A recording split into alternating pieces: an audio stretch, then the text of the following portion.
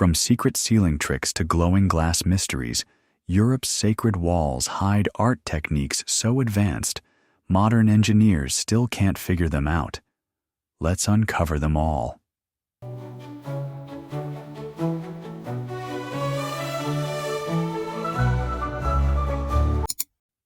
One.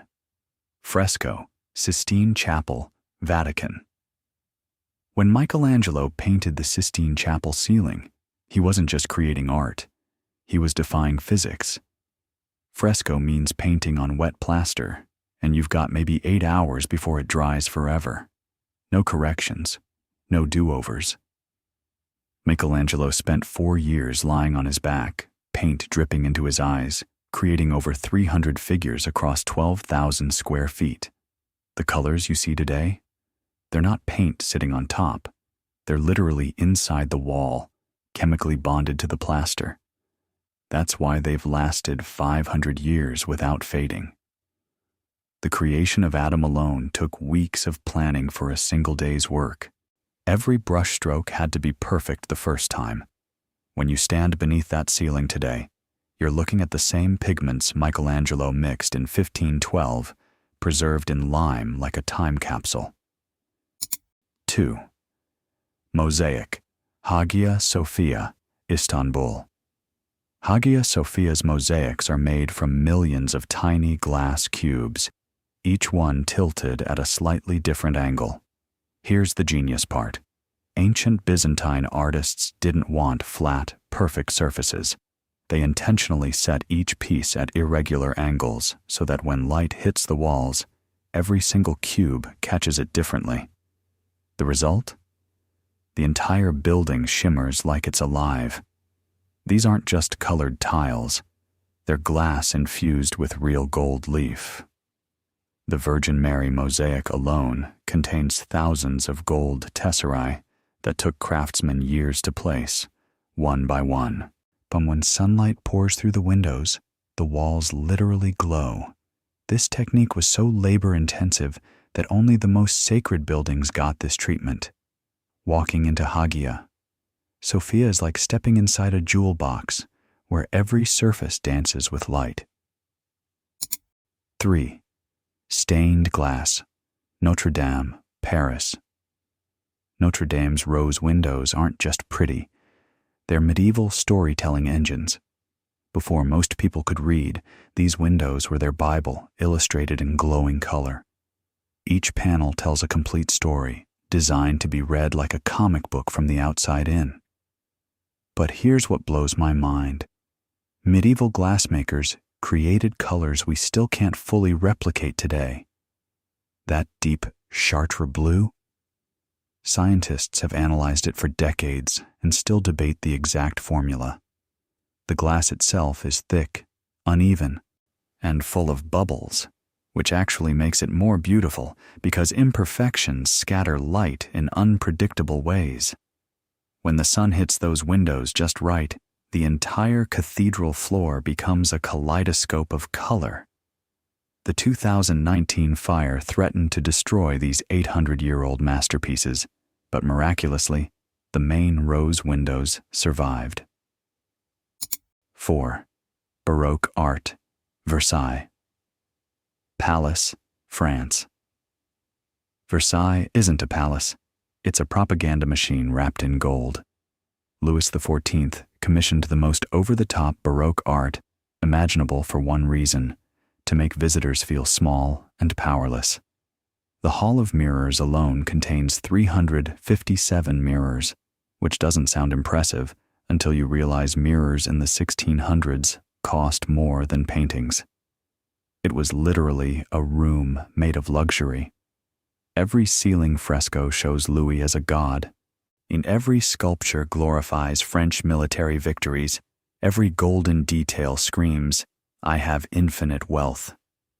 Baroque art is all about drama, movement, and emotion cranked up to 11. Look at those ceiling paintings. Clouds swirl, angels tumble through space, and everyone's fabric is billowing in some invisible holy wind. The goal was to overwhelm your senses completely, and honestly, it still works. You can't walk through Versailles, without feeling awestruck. 5. Rococo, Bavarian palaces, Germany. If Baroque is a thunderstorm, Rococo is champagne bubbles. The Bavarian palaces, especially Linderhof and Nymphenburg, took all that Baroque drama and made it playful, light, and almost absurdly decorative. We're talking pastel colors, delicate gold leaf curling into seashells and flowers, cherubs everywhere, and asymmetrical designs that feel like organized chaos. Rococo artists were obsessed with curves. Nothing is straight, nothing is heavy. The Amalienburg hunting lodge is basically a Rococo fever dream. Silver leaf walls, mirrors that multiply the space into infinity, and stucco work so intricate it looks like frozen lace. This style lasted maybe 50 years before people called it too much and moved on to simpler neoclassical designs. But for that brief moment, European nobility decided that more was more and subtlety was boring. 6. Renaissance art, Florence Cathedral, Italy. Brunelleschi's dome on Florence Cathedral shouldn't exist. In 1420, everyone said it was impossible to build a dome that size without it collapsing under its own weight. Brunelleschi didn't just prove them wrong. He invented entirely new construction techniques to do it. He built a double-shell dome with an inner and outer layer, using a herringbone brick pattern that distributed weight so perfectly that no internal support was needed during construction. The interior is covered with Vasari's Last Judgment fresco, a swirling masterpiece of Renaissance art where 3.6 million bricks meet 4,000 square meters of painted souls ascending to heaven or descending to hell. This wasn't just architecture or art. It was engineering genius meets artistic vision. Standing underneath, looking up at that massive painted dome, you understand why the Renaissance changed everything. 7. Gothic architecture, Cologne Cathedral, Germany. Cologne Cathedral took 632 years to complete. Let that sink in. But construction started in 1248 and didn't finish until 1880. Gothic architecture is all about reaching toward heaven. Literally. Those pointed arches, flying buttresses, and soaring spires were designed to make you feel tiny before God. But here's the engineering miracle. Those flying buttresses aren't just decorative. They're the reason the walls can be so thin and filled with massive stained glass windows. The buttresses push back against the outward thrust of the arched roof, meaning the walls don't have to be thick and heavy. Cologne's twin spires reach 515 feet into the sky, and the interior feels like a forest of stone columns supporting a ceiling that seems impossibly high. Every surface is carved with biblical scenes, gargoyles, and intricate tracery. Gothic cathedrals were designed to be overwhelming, and Cologne absolutely delivers. 8. TROMPE-L'OEIL, Italian palaces.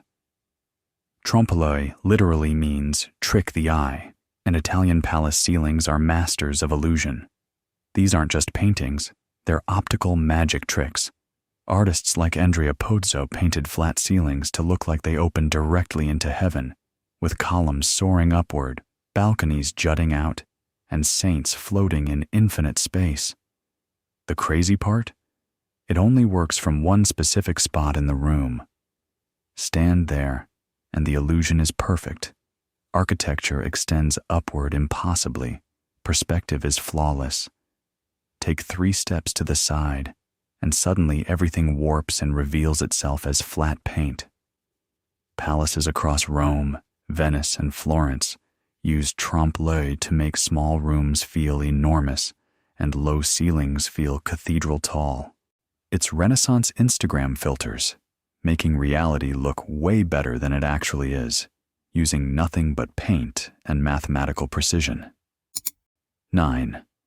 SGRAFFITO, Prague buildings. Walk through Prague's old town and you'll see buildings covered in elaborate designs that look carved, but they're not. Sgraffito is a technique where artists apply layers of different colored plaster, then scratch away the top layer to reveal the contrasting color underneath. It's basically reverse painting. Czech and Italian artists perfected this in the 16th century, covering entire building facades with mythological scenes, geometric patterns, and historical moments. The technique is incredibly durable. These designs have survived hundreds of years of weather that would have destroyed painted murals. The House of the Minute in Prague is the perfect example. Every inch is covered with sgraffito showing biblical and mythological scenes, all created by scraping away black plaster to reveal white underneath. It's labor-intensive, weather-resistant, and creates texture that makes buildings look three-dimensional. 10. Tapestry, medieval castles, France. Medieval tapestries weren't just decoration, they were insulation, soundproofing, and portable wealth. French castles were freezing stone boxes, and hanging massive woven tapestries on the walls actually helped keep rooms warmer. But these weren't simple blankets. They were woven masterpieces. The Bayeux Tapestry tells the entire story of the Norman conquest in 230 feet of embroidered linen.